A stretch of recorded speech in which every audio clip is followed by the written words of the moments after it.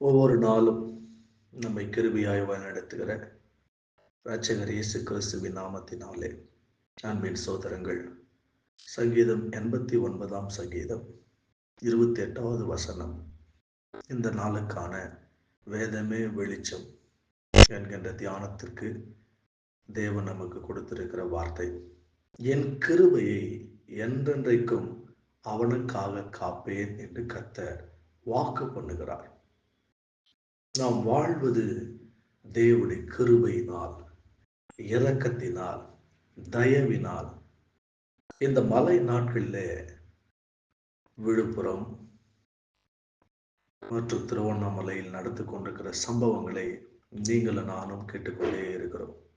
பாருங்கள், சடிதியான மரணம், சூறாவளியினால, வெள்ளத்தினால பலவிதமான ஜீவன்கள் மரித்து கொண்டிருக்கிற இந்த காலகட்டத்திலும் கர்த்தருடைய கிருபை நம்மை சூழ்ந்திருக்கிறது.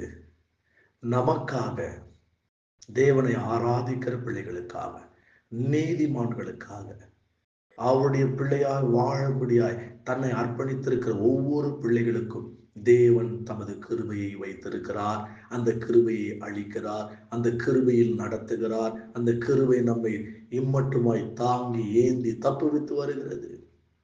என் கிருபையை, அவருடைய கிருபையை, அவருடைய தயவை, காருண்யத்தை, இரக்கத்தை உங்களுக்காக, எனக்காக கர்த்தர் வைத்திருக்கிறார்.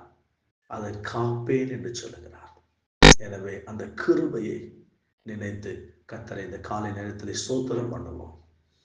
நீ தந்த சுகத்திற்காக, நீ தந்த வாழ்வுக்காக, நீ தந்த வசதிகளுக்காக, நீர் தந்த எல்லாவற்றுக்காக தேவனுக்கு நன்றி சொல்லுகிற ஒரு இருதயம் உனக்கும் எனக்கும் உண்டாக வேண்டும் என்று காலை நேரத்தில் தேவன் நமக்கு பேசுகிறார்.